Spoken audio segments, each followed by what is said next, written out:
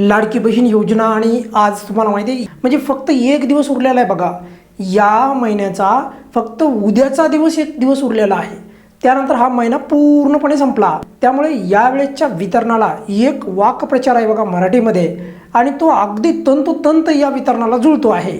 आणि तो वाक्प्रचार काय आहे मराठीमधला? सावळा गोंधळ.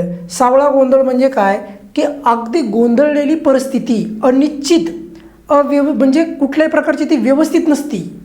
तर अशा प्रकारची जी गोष्ट आहे, अशी परिस्थिती जी आहे तर ती या वितरणाच्या संदर्भात झालेली आहे. त्यामुळे या वितरणाचा जो सावळा गोंधळ जो चालू आहे, कधी वितरण होणार माहिती नाही आहे, कोणत्या कारणामुळे वितरण थांबलं आहे माहिती नाही आहे, मागचे 2 हप्ते का पेंडिंग पडले आहे माहिती नाही आहे, बऱ्याचशा गोष्टी आहेत. आणि त्यामुळेच मी एकंदरीत म्हणतो आहे की हा वाक्प्रचार जो आहे सावळा गोंधळ हा आता या योजनेला जवळपास फिट बसतो आहे.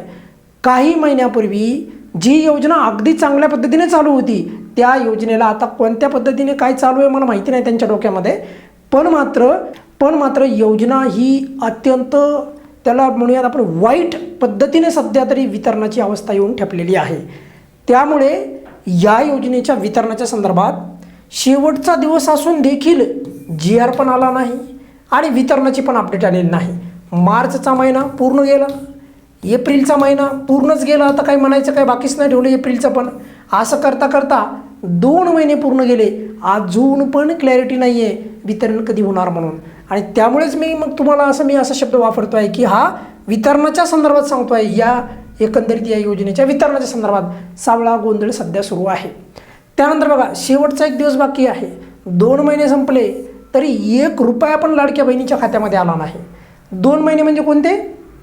मार्च आणि एप्रिल हे 2 महिने संपलेले आहेत. 2 महिन्याचं वितरण खरं तर त्यांना यायला पाहिजे होतं पण आलेलं नाही. त्यानंतर नेमक्या या योजनेला काय झालं आहे तर याच्यावर स्पष्टीकरण पण कोणी द्यायला तयार नाही आहे. कोणी स्पष्टीकरण देत नाही आहे. खास करून या विभागाच्या मंत्री, राज्याच्या महिला बालविकास मंत्री आदित्यताई तटकरे यांनी तरी किमान ती जबाबदारी घेऊन माहिती सांगायला पाहिजे की कोणत्या कारणामुळे वितरणाला विलंब झाला आहे, कधी वितरण होणार आहे, मार्चचा हप्ता देणार का, आम्ही 2 हप्ते एकत्रित देणार आहे, काहीच क्लॅरिटी नाही आहे. आणि जर असंच अस्पष्टता असेल तर पुढे असं करून 2-2, 3-3 महिने नमो शेतकरी महासन्मान योजनेसारखंच होईल. मग तर असं नाही व्हायला पाहिजे.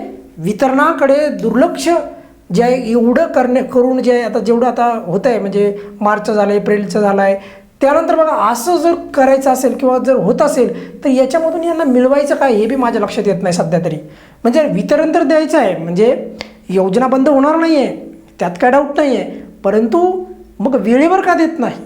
द्यायचं तर आहे, देणार तर आहेत, पण मग अवेळी का? एवढीच बाब जी आहे या व्हिडिओच्या माध्यमातून सरकारला मी विचारतो आहे की वेळेवर वितरण करा आणि या योजनेच्या वितरणाच्या संदर्भात स्पष्टता असावी.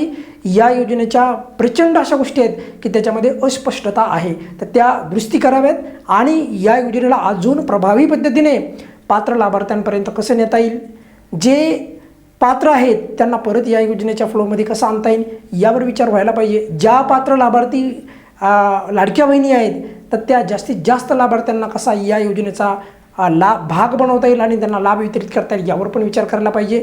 फक्त जे आहे योजना घोषित करायची आणि त्यानंतर योजनेचं वितरण मनमान्या पद्धतीने चालू ठेवायचं एवढीच बाब जरा थोडी विचारात घ्यायला पाहिजे आणि बदल करायला पाहिजे.